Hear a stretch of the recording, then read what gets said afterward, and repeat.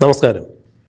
കേരളത്തിന്റെ ബഹുമാന്യനായ മുഖ്യമന്ത്രി, കേരളത്തിന്റെ ബഹുമാന്യനായ ആഭ്യന്തര വകുപ്പ് മന്ത്രി ഇപ്പോൾ വിറളി പിടിച്ചിരിക്കുന്നു എന്നാണ് മനസ്സിലാക്കാൻ കഴിയുന്നത്.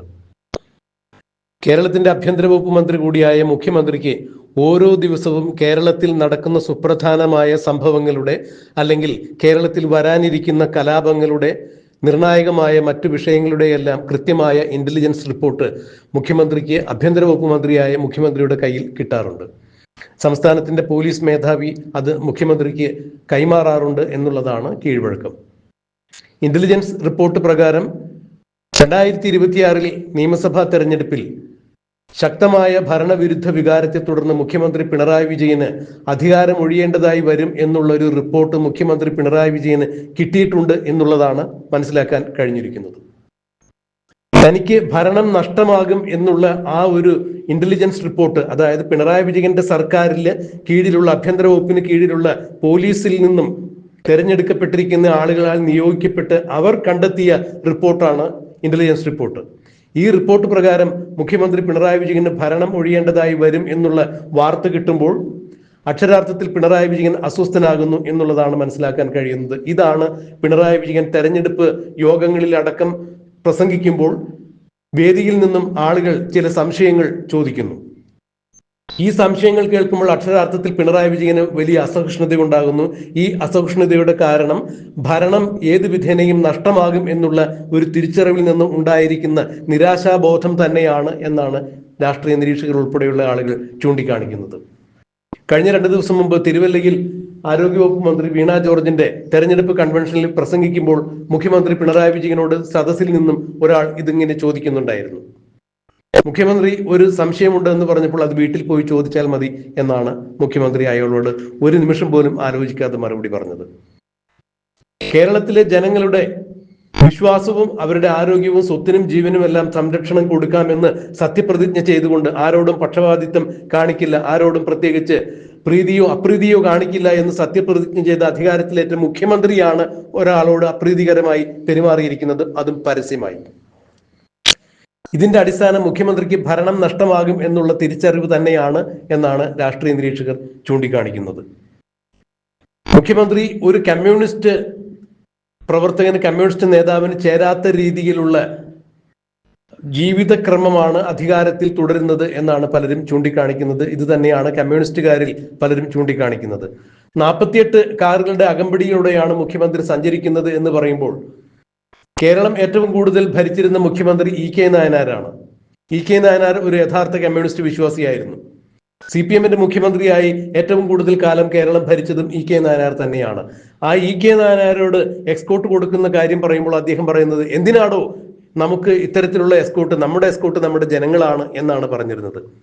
അത്തരം ഒരു മുഖ്യമന്ത്രി കേരളം ഭരിച്ചിരുന്ന, അത്തരം ഒരു CPM-കാരനായ മുഖ്യമന്ത്രി കേരളം ഭരിച്ചിരുന്നിടത്താണ് ഇന്നിപ്പോൾ മുഖ്യമന്ത്രി പിണറായി വിജയൻ 48 കാരന്റെ അകമ്പടിയോടുകൂടി ആളും ആരവത്തോടുകൂടി സഞ്ചരിക്കുന്നത്. ഇത് ഒരു കമ്മ്യൂണിസ്റ്റ് മുഖ്യമന്ത്രിക്ക് ചേർന്ന രീതിയല്ല എന്ന് തന്നെയാണ് പറയപ്പെടുന്നത്. എന്തായാലും കേരളത്തിൽ കമ്മ്യൂണിസം നിലനിൽക്കണം, ഇടതുപക്ഷ പ്രസ്ഥാനം നിലനിൽക്കണം എന്ന ആഗ്രഹമുള്ള യഥാർത്ഥ കമ്മ്യൂണിസ്റ്റ് വിശ്വാസികൾ ഇക്കുറി പിണറായി വിജയൻ അധികാരത്തിൽ വരാൻ പാടില്ല എന്നൊരു തീരുമാനം എടുത്തിരിക്കുന്നു എന്നാണ് റിപ്പോർട്ടുകൾ സൂചിപ്പിക്കുന്നത്.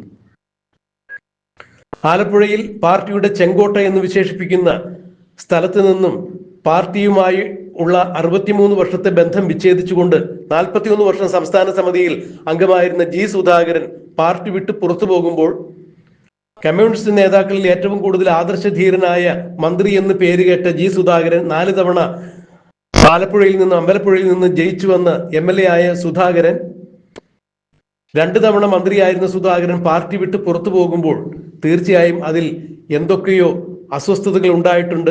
അത് CPM-ന്റെ ജീർണതയല്ല എന്ന് കൂടി G. സുധാകരൻ പറയുമ്പോൾ പിണറായി വിജയൻ അടക്കമുള്ള CPM-നെ നയിക്കുന്ന ആളുകളുടെ ജീർണതയാണ് എന്ന് തന്നെയാണ് മനസ്സിലാക്കാൻ കഴിയുന്നത്. കേരളത്തിന്റെ തെക്കും വടക്കുമുള്ള ജില്ലകളിൽ ഇത് സംഭവിക്കുന്നു. ആലപ്പുഴയിൽ G. സുധാകരനെ പോലുള്ള തലമുതിർന്ന നേതാവ് പുറത്തു വരുമ്പോൾ അങ്ങ് കണ്ണൂരിൽ DK ഗോവിന്ദനെ പോലുള്ള ആളുകൾ പുറത്തു വരുന്നു. തളിപ്പറമ്പിൽ PK ശ്യാമളയെ സ്ഥാനാർത്ഥിത്വം നൽകി CPM കെട്ടിയിറക്കിയത് കൊണ്ട് തന്നെയാണ് അത് കമ്മ്യൂണിസ്റ്റിന്റെ അപജയമാണ് എന്ന് ചൂണ്ടിക്കാണിച്ചുകൊണ്ടാണ് TK ഗോവിന്ദൻ പുറത്തു വന്നത്. പാർട്ടിയുടെ ഈറ്റില്ലമായ പയ്യന്നൂരിൽ കുഞ്ഞികൃഷ്ണൻ എന്ന് പറഞ്ഞ ഒരു നേതാവ് തന്നെ പാർട്ടിക്ക് പുറത്തു പോകുന്നു. അത് രക്തസാക്ഷി ഫണ്ട് വിനിയോഗിച്ചതിൽ TI മധുസൂദനൻ എന്ന് പറഞ്ഞ MLA നടത്തിയ ചില തിരിമറികൾ ചൂണ്ടിക്കാണിച്ചുകൊണ്ടാണ് കുഞ്ഞികൃഷ്ണനും പാർട്ടി വിട്ട് പുറത്തു പോകുന്നത്. ഇപ്പോൾ ഇവരെല്ലാവരും UDFന്റെ പിന്തുണയോടുകൂടി മത്സരിക്കുന്നു എന്ന് പറയുമ്പോൾ തീർച്ചയായും CPM-നകത്ത് എന്തൊക്കെയോ വലിയ ഒരു അഗ്നിപർവ്വതം പുകയുന്നുണ്ട്.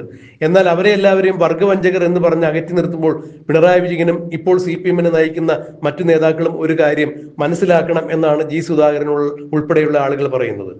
ഈ പാർട്ടിയിൽ നിന്ന് പുറത്താക്കപ്പെട്ടവരോ പാർട്ടിയിൽ നിന്ന് സ്വയം പുറത്തു പോകുന്നവരോ CPM നിലനിൽക്കണം എന്നുള്ള ആഗ്രഹത്തോടു കൂടിയാണ് പോകുന്നത്. നയവൈകല്യങ്ങൾ ചൂണ്ടിക്കാണിക്കുമ്പോൾ അത് തിരുത്താൻ തയ്യാറാകാത്ത നേതാക്കളാണ് ഇന്ന് പാർട്ടിയെ മലീമസമാക്കുന്നത്. അമ്പലപ്പുഴയിൽ, ആലപ്പുഴയിൽ H. സലാമിന്റെയും സജി ചെറിയാന്റെയും എല്ലാം പേരെടുത്ത് പറഞ്ഞുകൊണ്ട് തന്നെയാണ് G. സുധാകരൻ പാർട്ടിക്കെതിരെ ആഞ്ഞടിച്ചത്. ഇതൊരു വ്യക്തിയുടെ പതനമല്ല. G. സുധാകരൻ എന്നൊരു വ്യക്തി പാർട്ടിയെ സംബന്ധിച്ചിടത്തോളം ഒന്നുമല്ല, പാർട്ടിയാണ് വലുത്. ഈ പാർട്ടി നിലനിന്ന് കാണുന്നതിന് വേണ്ടിയാണ് താൻ ഇത്രയും പറയുന്നത്, താൻ പാർട്ടി വിട്ട് പുറത്തു പോകുന്നത്. കൃത്യമായ സന്ദേശമാണ് പാർട്ടിക്ക് നൽകുന്നത് തന്റെ മത്സരത്തിലൂടെ. അധികാരമോഹമല്ലാതെ, പാർലമെന്ററി മോഹം കൊണ്ടല്ല മത്സരിക്കുന്നത്. അതായത് കൃത്യമായ തിരിച്ചറിവുകൾ പാർട്ടി ഇനിയെങ്കിലും നേടിയില്ല എന്നുണ്ടെങ്കിൽ കമ്മ്യൂണിസ്റ്റ് പ്രസ്ഥാനം കേരളത്തിൽ, ബംഗാളിൽ കമ്മ്യൂണിസ്റ്റ് പ്രസ്ഥാനത്തിന് എന്ത് സംഭവിച്ചു അത് തന്നെ സംഭവിക്കും എന്ന് G. സുധാകരനും ചൂണ്ടിക്കാണിക്കുന്നു.